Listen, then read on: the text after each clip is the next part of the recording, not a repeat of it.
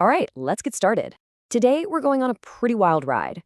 We're going to follow a single tiny electron all the way from a huge power plant across the country and right to the light switch in your very own room. You ready?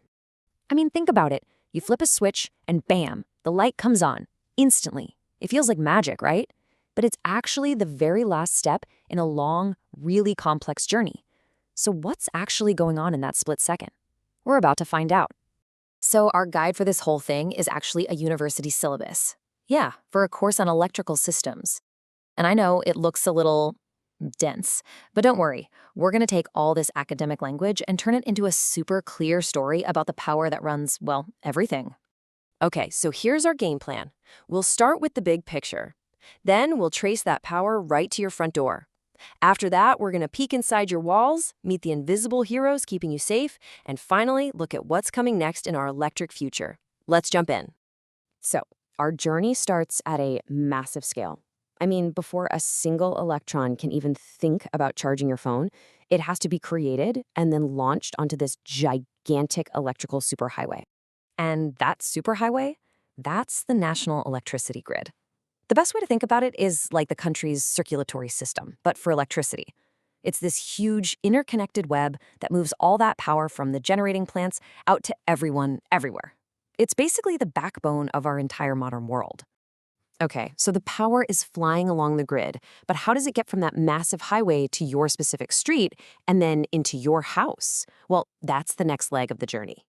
You can actually break this whole trip down into four main steps. First, you've got the generation at the power plant itself. Then, that power gets sent over long distances through transmission lines at a really high voltage. Next, it hits a local substation for distribution where the voltage gets lowered. And finally, it arrives at your home ready for consumption. Now, you might be wondering why the two different types, HT and LT. Well, sending electricity a long way is kind of like pushing water through a super long, skinny hose. You lose a lot of pressure. So to fix that, they crank up the voltage way, way high. That's high tension, which lets them send power for hundreds of miles with almost no energy loss. But you definitely don't want that kind of voltage in your house. So right before it gets to you, it gets converted down to a much safer low tension. It's all about being efficient on the long haul and safe at home. So the electron made it. It's at your house. But its journey isn't quite over yet. Now it has to find its way through that hidden maze of wires running through your walls to every single light and outlet. Now, once it's inside, the wiring is usually one of two kinds. You've got open wiring, where the wires are just run along the surface. You might see this in a garage or an older building. It's not the prettiest, but hey, it's super easy to get to if something needs fixing. Then you have what's in most modern homes, concealed wiring. Everything's tucked away inside the walls, looks a lot cleaner, and the wires are better protected.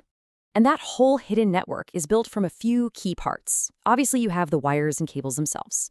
Then you have the switches that let you turn things on and off and all your lights and outlets. All of it is managed from your main distribution board. Think of it as your home's electrical command center, which works with your meter to keep track of how much power you're using. Okay, with all this incredible power flowing right through our homes, safety is, absolutely crucial. Luckily, your house has a built-in team of silent, invisible bodyguards working 24/7 to protect you from things going wrong. First up is the MCB, the miniature circuit breaker. Its whole job is to protect your house.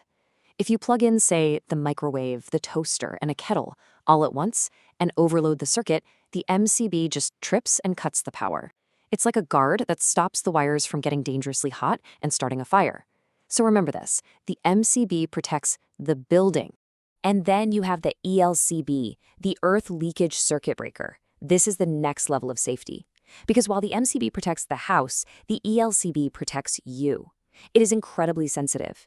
It can detect the tiniest little leak of current that's going where it shouldn't be, like through a person.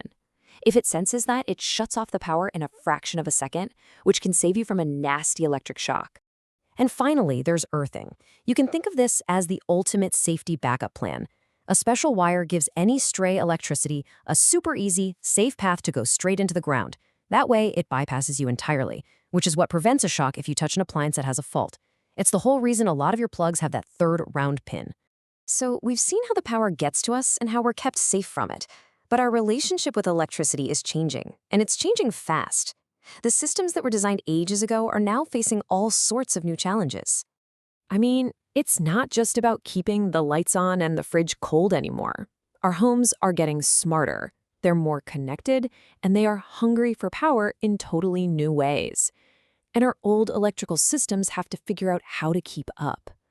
And this brings us right to the cutting edge. I mean, we're putting high-power electric vehicle chargers right in our garages.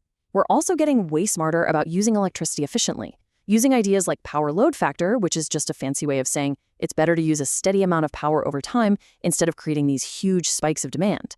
It's all part of this bigger movement to conserve energy and, lower our bills. And that kind of leaves us with one last big question to chew on. As we keep adding more and more powerful things to our homes, from our cars to all our smart gadgets, who's really responsible for making sure this whole system stays safe and efficient? Is it just the power companies? Or do we, as the people using all this new tech, have a bigger role to play now? Something to think about the next time you flip that switch.